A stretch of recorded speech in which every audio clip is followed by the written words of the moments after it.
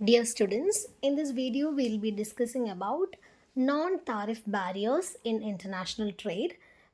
You're already familiar with the tariff barriers, but still I'll just introduce it. We have so many trade restrictions happening in international trade environment. Among the trade restrictions, all the restrictions are categorized into tariff barriers and non-tariff barriers. Tariff barriers are some kind of barriers which includes money or financial matters. But non-tariff barriers are barriers which is not involving any cash or any money. അതായത് പൈസയുടെ രൂപത്തിലല്ലാതെ വരുന്ന restrictions ആണ് international ട്രേഡിലുള്ളത്. അതിനെയാണ് നമ്മൾ non tariff barriers എന്ന് പറയാം. ഇതിൽ മേജറായിട്ട് രണ്ട് കാറ്റഗറിയാണ് വരുന്നത്. ഒരു പേരിട്ട് വിളിക്കുക എന്നുള്ളതിനേക്കാൾ ഉപരി ഡെവലപ്ഡ് കൺട്രീസ് ഉപയോഗിക്കുന്നതും ഡെവലപ്പിംഗ് കൺട്രീസ് കൂടുതലായിട്ട് ഉപയോഗിക്കുന്നതുമായിട്ടുള്ള രണ്ട് കാറ്റഗറീസ് ആണ് വരുന്നത്. അതിൽ ഡെവലപ്പിംഗ് കൺട്രീസ് ഉപയോഗിക്കുന്ന എൻ ടി ബീസ് മീൻ നോൺ താരിഫ് ബാരിയേഴ്സ് ആണ്. അത്തരത്തിലുള്ള നോൺ താരിഫ് ബാരിയേഴ്സിന് ഒരു പ്രത്യേകത എന്ന് പറയുന്നത് അവരുടെ മെയിൻ ഉദ്ദേശം, പ്രൈമറി ഫോക്കസ് എന്ന് പറയുന്നത് ഫോറിൻ എക്സ്ചേഞ്ച് ഔട്ട്ഫ്ലോസ് തടയുക എന്നുള്ളതാണ്.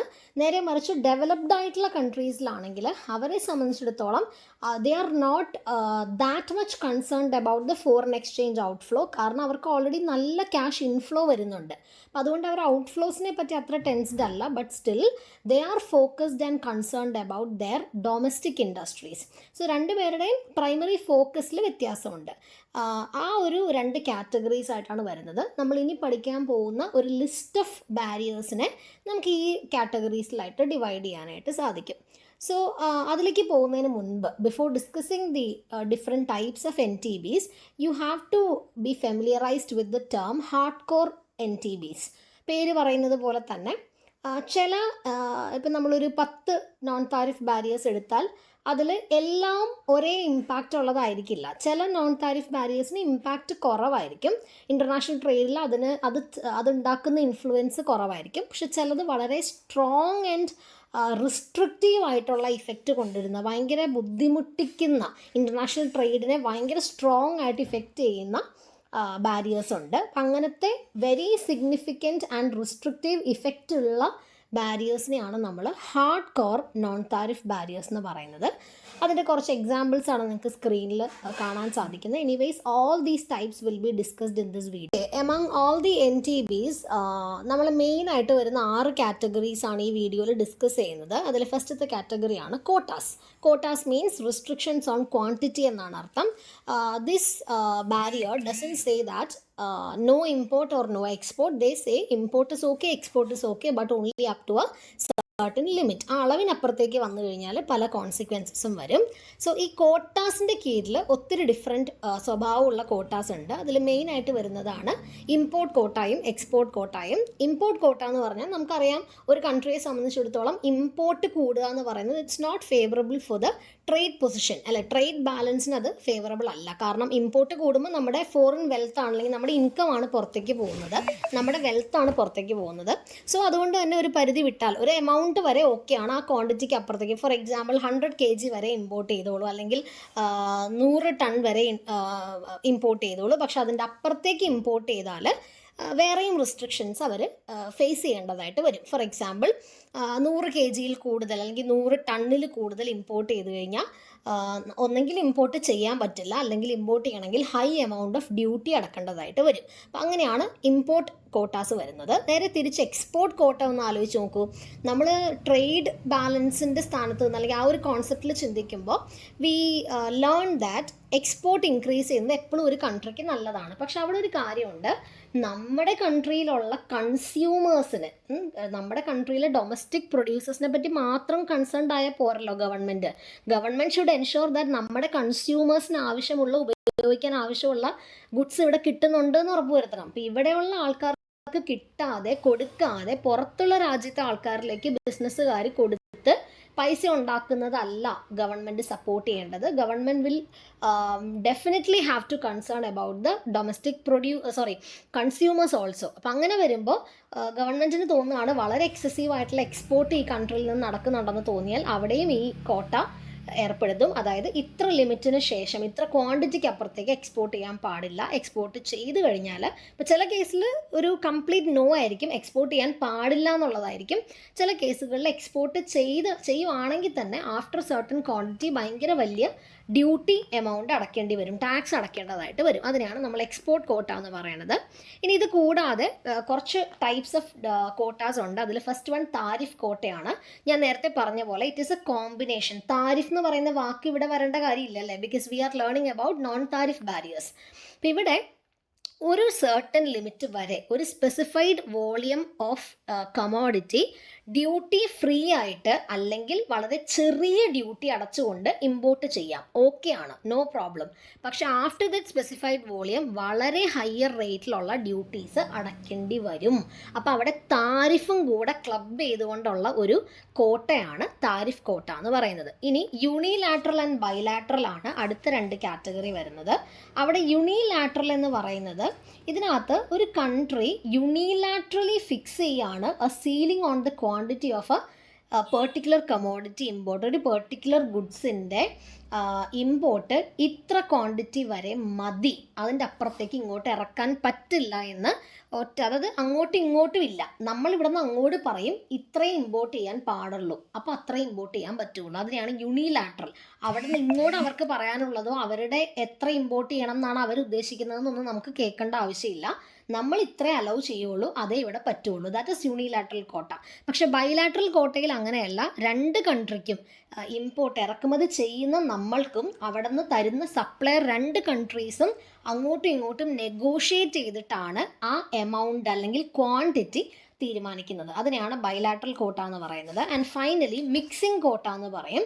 ഈ മിക്സിംഗ് കോട്ടയുടെ പ്രത്യേകത എന്ന് പറയുന്നത് ഇങ്ങോട്ടേക്ക് ഒരു പ്രൊഡക്റ്റ് ഇറക്കുകയാണെങ്കിൽ, ഇപ്പോൾ ഫോർ എക്സാമ്പിൾ ഒരു വണ്ടിയുടെ ടയറാണെന്ന് വിചാരിക്കാം, ഒരു ടു വീലറിൻ്റെയോ അല്ലെങ്കിൽ കാറുകളുടെയൊക്കെ ടയറാണ്, അതിങ്ങോട്ടേക്ക് ഇമ്പോർട്ട് ചെയ്യുകയാണെങ്കിൽ നിങ്ങൾ ഇമ്പോർട്ട് ചെയ്തോളൂ. പക്ഷേ ഈ ടയർ ഉണ്ടാക്കാനുള്ള റോ മെറ്റീരിയൽസിൻ്റെ ഒരു സർട്ടൻ പ്രൊപ്പോർഷൻ ഞങ്ങളുടെ കൺട്രിയിൽ നിന്ന് വേണം വാങ്ങിക്കാൻ. അപ്പോൾ എന്താ ഗുണം എന്ന് വെച്ച് കഴിഞ്ഞാൽ നമ്മുടെ കൺട്രിയെ സംബന്ധിച്ചിടത്തോളം നമ്മുടെ കൺട്രിയിൽ നിന്നുള്ള കുറച്ച് പ്രൊഡക്ട്സും കൂടെ നമുക്ക് പുറത്തേക്ക് എക്സ്പോർട്ട് ചെയ്യാൻ പറ്റുന്നുണ്ട്. അപ്പോൾ അതായത് അവരുടെ കൺട്രി നമ്മളുടെ കൺട്രിയിലേക്ക് ഇമ്പോർട്ട് ചെയ്യുമ്പോൾ അതേ വഴിയിൽ കൂടെ അവരുടെ കൺട്രിയിലേക്ക് നമുക്ക് എക്സ്പോർട്ട് ചെയ്യാനായിട്ടുള്ള ഒരു ഓപ്പർച്യൂണിറ്റിയും കൂടെ കിട്ടുകയാണ്. അപ്പോൾ നമ്മുടെ കുറച്ച് വെൽത്ത് അങ്ങോട്ടേക്ക് പോയാലും നമുക്ക് തിരിച്ച് അവരിൽ കൂടി തന്നെ കുറച്ച് വെൽത്ത് അകത്തേക്ക് ഇൻഫ്ലോ ചെയ്യിപ്പിക്കാനുള്ളൊരു മാർഗം നമ്മളവിടെ കണ്ടെത്തുകയാണ് ചെയ്യുന്നത്. അപ്പോൾ അതിനെയാണ് മിക്സിംഗ് കോട്ട എന്ന് പറയുന്നത്. അപ്പോൾ ഇപ്പോൾ ഒരു ഓൾമോസ്റ്റ് ഒരു 5 to 6 ടൈപ്സ് ഓഫ് കോട്ടാസ് നമ്മൾ ഡിസ്കസ് ചെയ്തിട്ടുണ്ട്.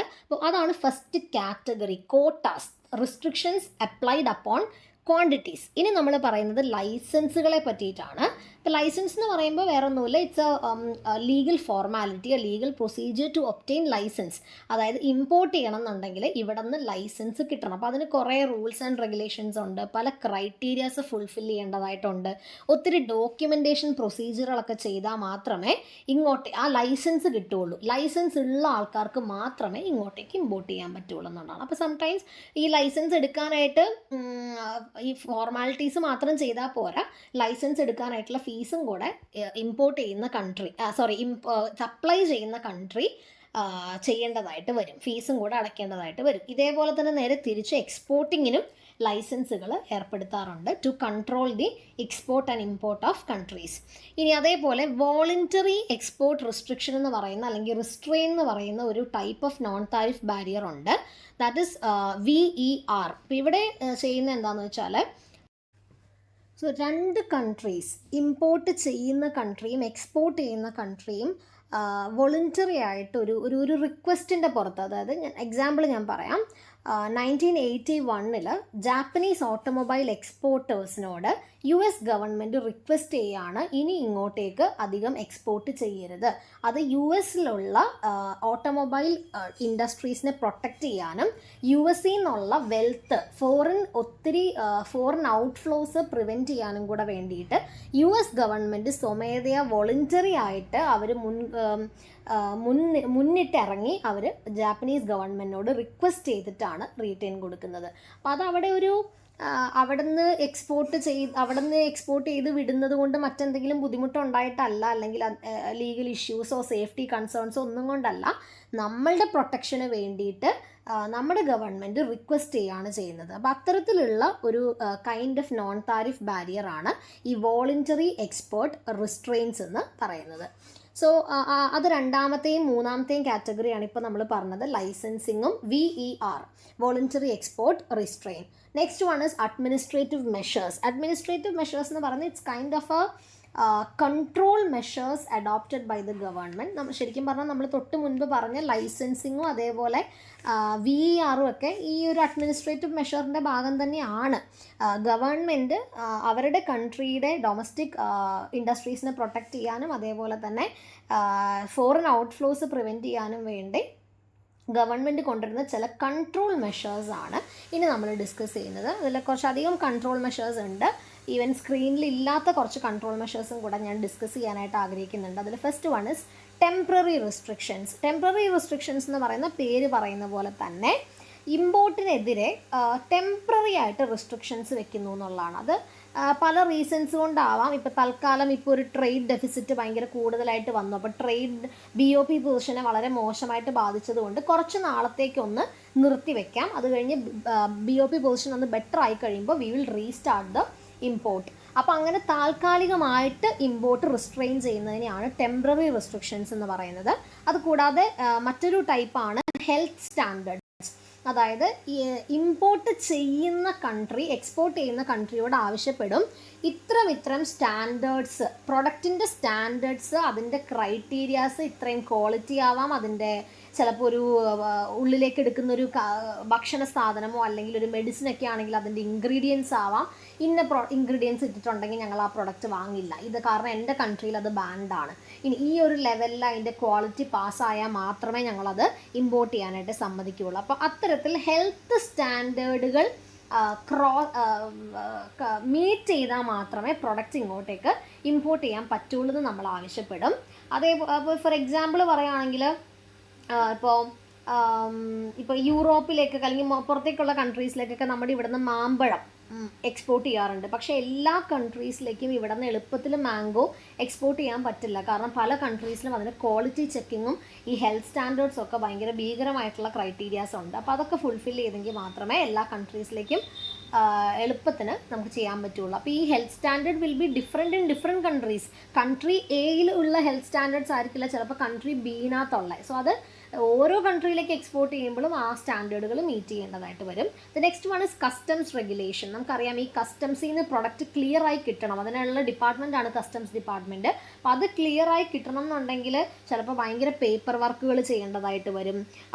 പിന്നെ മാത്രമല്ല ചിലപ്പോൾ ഈ ഒരു മാസം കസ്റ്റംസ് ക്ലിയർ ചെയ്യാനായിട്ട് ഫേസ് ചെയ്ത റൂൾസ് ആയിരിക്കില്ല 2 ആഴ്ച കഴിഞ്ഞ് ഇമ്പോർട്ട് ചെയ്യുമ്പോൾ വരുന്നത്. അപ്പോൾ അങ്ങനെ വരുമ്പോൾ റൂൾസ് പെട്ടെന്ന് ചേഞ്ച് ചെയ്യുന്നതും അതേപോലെ വളരെ സ്ലോ ആയിട്ടുള്ള കസ്റ്റംസ് ക്ലിയറൻസും ഒക്കെ പല ബിസിനസ്സുകാരെയും അല്ലെങ്കിൽ പല കൺട്രീസിനെയും ഇമ്പോർട്ടിൽ നിന്നും എക്സ്പോർട്ടിൽ നിന്നും ഒക്കെ തടയാറുണ്ട്. അപ്പോൾ അത് ശരിക്കും പറഞ്ഞാൽ ഇത് ഓട്ടോമാറ്റിക്കലി വരുന്നതുമാണ്. അതേസമയം ഒരു രീതിയിൽ റിസ്ട്രിക്ഷൻസ് കൊണ്ടുവരാൻ വേണ്ടി ഇമ്പോർട്ടിനെയും എക്സ്പോർട്ടിനെയും കൺട്രോൾ ചെയ്യാൻ വേണ്ടി ഡെലിബറേറ്റ്ലി അങ്ങനെ ഡിലേയ്സ് ഒക്കെ വരുത്താറുണ്ടെന്നാണ് പറയുന്നത്. അപ്പോൾ it's A kind of NTB, ഒരു തരത്തിലുള്ള നോൺ താരിഫ് ബാരിയർ ആയിട്ടാണ് അതിനെ ഉപയോഗിക്കുന്നത്. ഇനി അടുത്തത് കൺസുലാർ ഫോർമാലിറ്റീസ് എന്ന് പറയും, ഗവൺമെൻറ് ഫോർമാലിറ്റീസ് എന്നൊക്കെ വേണമെങ്കിൽ പറയാം. അപ്പോൾ ഇവിടെ കൺസുലർ എന്ന് പറഞ്ഞാൽ ഈ എംബസി എന്നുള്ള വാക്ക് നമുക്ക് പരിചയം ഉണ്ടാവും. അപ്പോൾ എല്ലാ പ്രോഡക്ട്സും ഇമ്പോർട്ട് ചെയ്യുന്ന കൺട്രിയുടെ എംബസി ക്ലിയർ ചെയ്ത് വേണം വരാൻ. അപ്പോൾ അങ്ങനെ വരുമ്പോൾ എംബസിയിൽ ഒത്തിരി ടൈം എടുക്കാറുണ്ട്. ചിലപ്പോൾ എംബസിയിലേക്ക് നമ്മൾ പോകേണ്ടി വരും.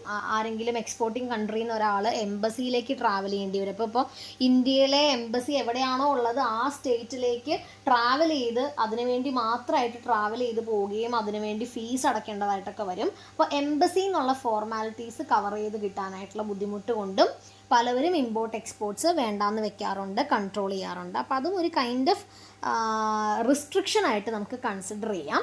The next one is government procurement. അതായത് ഫോർ എക്സാമ്പിൾ ഇപ്പോൾ ഇന്ത്യയിൽ ഏതെങ്കിലും ഒരു പ്രൊഡക്റ്റ് പുറത്തു നിന്നുള്ളൊരു കൺട്രിയിൽ നിന്ന് വളരെ ചീപ്പായിട്ട് ഹൈ ക്വാളിറ്റിയിൽ ആ പ്രൊഡക്റ്റ് ഇങ്ങോട്ടേക്ക് ഇമ്പോർട്ട് ചെയ്യാൻ പറ്റും എന്ന് വിചാരിക്കുക. ബട്ട് സ്റ്റിൽ ഗവൺമെൻറ് എന്ത് ചെയ്യുന്നു, ആ പുറത്തു നിന്നുള്ള കൺട്രിയിൽ നിന്ന് സാധനം വാങ്ങാതെ ഇന്ത്യക്കകത്തുള്ള ഡൊമസ്റ്റിക് പ്രൊവൈഡറിൻ്റെ കയ്യിൽ നിന്ന് തന്നെ ആ സാധനം വാങ്ങുന്നു. അതിൻ്റെ റീസൺ മറ്റൊന്നുമല്ല, നമ്മളുടെ ഡൊമസ്റ്റിക് ഇൻഡസ്ട്രീസിനെ പ്രൊട്ടക്റ്റ് ചെയ്യാൻ വേണ്ടിയിട്ടാണ് ഗവൺമെൻറ് അങ്ങനത്തെ പ്രൊക്യൂർമെൻറ്റ് തീരുമാനങ്ങൾ എടുക്കുന്നത്. ഇപ്പോൾ എക്സാമ്പിൾ പറയുകയാണെങ്കിൽ US ഗവൺമെൻറ് അമേരിക്കൻ ബ്രാൻഡുകളിൽ നിന്ന് മാത്രമേ ലാപ്ടോപ്സ് വാങ്ങിക്കുള്ളൂ. ഇപ്പോൾ ഗവൺമെൻറ് സ്ഥാപനങ്ങളിലേക്കൊക്കെ ലാപ്ടോപ്സ് ബൾക്കായിട്ടൊക്കെ എടുക്കുമല്ലോ, അങ്ങനത്തെ ഓർഡേഴ്സൊക്കെ ഇപ്പോൾ ബൾക്കായിട്ടൊക്കെ എടുക്കുമ്പോൾ നല്ല ലാഭത്തിന് പുറത്തുനിന്നൊക്കെ എടുക്കാൻ പറ്റും. പക്ഷേ still they don't do that.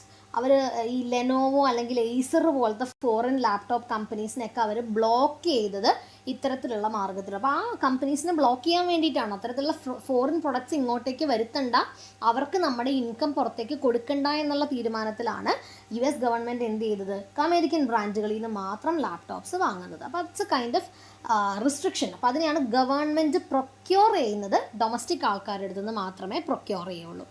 ഇനി ഇത് കൂടാതെയുള്ള റിസ്ട്രിക്ഷൻസ് എന്ന് പറയുന്നത് സ്റ്റേറ്റ് ട്രേഡിംഗ് എന്ന് പറയുന്ന ഒരു രീതിയുണ്ട്. അവിടെ what they do is, government ഏജൻസീസിന് മാത്രമേ ചില ഗുഡ്സ് ഇമ്പോർട്ട് ചെയ്യാനും എക്സ്പോർട്ട് ചെയ്യാനും ഉള്ള റൈറ്റ് കൊടുക്കുകയുള്ളൂ. അപ്പോൾ അല്ലാതെ എല്ലാ പ്രൊഡക്ട്സും എല്ലാവർക്കും ഇമ്പോർട്ടും എക്സ്പോർട്ടും ചെയ്യാം എന്നല്ല, ചില പ്രൊഡക്ട്സ് ഗവൺമെൻറ് ഏജൻസികൾ വഴി മാത്രമേ ഇമ്പോർട്ടും എക്സ്പോർട്ടും ചെയ്യാൻ പറ്റുള്ളൂ. ഫോർ എക്സാമ്പിൾ പറയാം, ഇന്ത്യയിൽ നേരത്തെ, ഇപ്പോഴല്ല, നേരത്തെ ഒരു കാലത്തിന് മുൻപ് വരെ ഇന്ത്യൻ ഓയിൽ കോർപ്പറേഷൻ വഴി, ഇന്ത്യൻ ഓയിൽ കോർപ്പറേഷൻ എന്ന് പറഞ്ഞാൽ നമ്മുടെ ഗവൺമെൻറ്റിൻ്റെ സ്ഥാപനമാണ്. അപ്പോൾ ഇന്ത്യൻ ഓയിൽ കോർപ്പറേഷൻ വഴി മാത്രമേ പെട്രോളിയം ഇമ്പോർട്ട് ചെയ്യാൻ പറ്റുള്ളൂ. ആ ഇമ്പോർട്ട് ഒരു പ്രൈവറ്റ് സ്ഥാപനത്തിന് ചെയ്യാനായിട്ടുള്ള അനുവാദം ഉണ്ടായിരുന്നില്ല. അതുപോലെ തന്നെ ചൈനയിൽ ഒരു കാലഘട്ടം വരെ ഈ ഗ്രെയിൻസുകൾ ഇമ്പോർട്ട് ചെയ്യുന്നത് ഇതേപോലെ ഗവൺമെൻറ് ഏജൻസികൾ വഴി മാത്രമേ സമ്മതിക്കുകയുള്ളായിരുന്നു. അപ്പോൾ ഗവൺമെൻറ് വഴി മാത്രം കച്ചവടം സമ്മതിക്കുന്ന ചില പ്രോഡക്റ്റ്സ്, അപ്പോൾ അങ്ങനെ വരുമ്പോൾ എന്താണെന്ന് വെച്ചാൽ ആ പ്രൊഡക്ട്സ് വഴി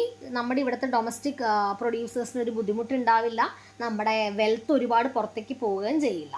പിന്നെ വരുന്നതാണ് മോണിറ്ററി കൺട്രോൾ എന്ന് പറയും. മോണിറ്ററി കൺട്രോൾ എന്ന് പറയുന്നത് ഓവറായിട്ട് മണി സപ്ലൈ വരുമ്പോൾ, അല്ലെങ്കിൽ ഫോറിൻ എക്സ്ചേഞ്ച് ഫ്ലക്ച്വേഷൻസും ഇൻട്രസ്റ്റ് റേറ്റുകളും ഒക്കെ വഴി ഇമ്പോർട്ടും എക്സ്പോർട്ടിനെയൊക്കെ ബ്ലോക്ക് ചെയ്യുന്ന രീതിയാണ്. ഫോർ എക്സാമ്പിൾ, ഇപ്പോൾ ഇമ്പോർട്ടുകൾക്ക് വേണ്ടി കൊടുക്കുന്ന ലോണുകളുണ്ട്, ആ ലോണിൻ്റെയൊക്കെ ഇൻട്രസ്റ്റ് റേറ്റ് കൂട്ടുക, അതേപോലെ തന്നെ ഫോറിൻ എക്സ്ചേഞ്ച് കറൻസി എക്സ്ചേഞ്ചുകളുടെയൊക്കെ അവൈലബിലിറ്റി തടയുക, ദെൻ ഇമ്പോർട്ട് പേയ്മെൻറ്റുകൾക്കൊക്കെ എക്സ്ട്രാ ചാർജുകൾ വാങ്ങിക്കുക, ആ രീതിയിൽ പൈസ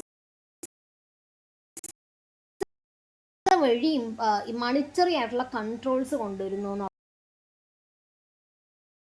എന്നുള്ളതാണ്. അപ്പോൾ ഇതൊരു നോൺ താരിഫ് ബാരിയർ ആണോ എന്ന് ചോദിച്ചാൽ ഡയറക്റ്റ്ലി ടാക്സ് അടപ്പിക്കുന്നതല്ല, ഡ്യൂട്ടി അടപ്പിക്കുന്നതല്ല. അതുകൊണ്ടാണ് നമ്മൾ താരിഫ് ബാരിയർ ആയിട്ട് ഇതിനെ കൺസിഡർ ചെയ്യാത്തത്. പക്ഷെ മറ്റ് രീതിയിൽ മോണിറ്ററി കൺട്രോൾസ് ആണ് കൊണ്ടുവരുന്നത്. പൈസ വാങ്ങിക്കുന്ന ഒരു രീതിയല്ല, ടാക്സ് അടപ്പിക്കുന്ന രീതിയല്ല, പകരം ഇൻട്രസ്റ്റ് റേറ്റുകൾ കൂട്ടിയും അതേപോലെ ഫോറിൻ എക്സ്ചേഞ്ച് ഒക്കെ എക്സ്ചേഞ്ച് ചെയ്യിപ്പിക്കാതെ തടഞ്ഞു വെക്കുകയൊക്കെ ചെയ്യുന്നത് വഴി ഈ പറയുന്ന ഇമ്പോർട്ട് ആൻഡ് എക്സ്പോർട്ടിനെ കൺട്രോൾ ചെയ്യുന്ന ഒരു മെക്കാനിസമാണ് മോണിറ്ററി കൺട്രോൾസ് എന്ന് പറയുന്നത്. And next one is ecological restrictions. Ecological restrictions എന്ന് പറയുന്നത് മറ്റൊരു type of non tariff barrier ആണ്.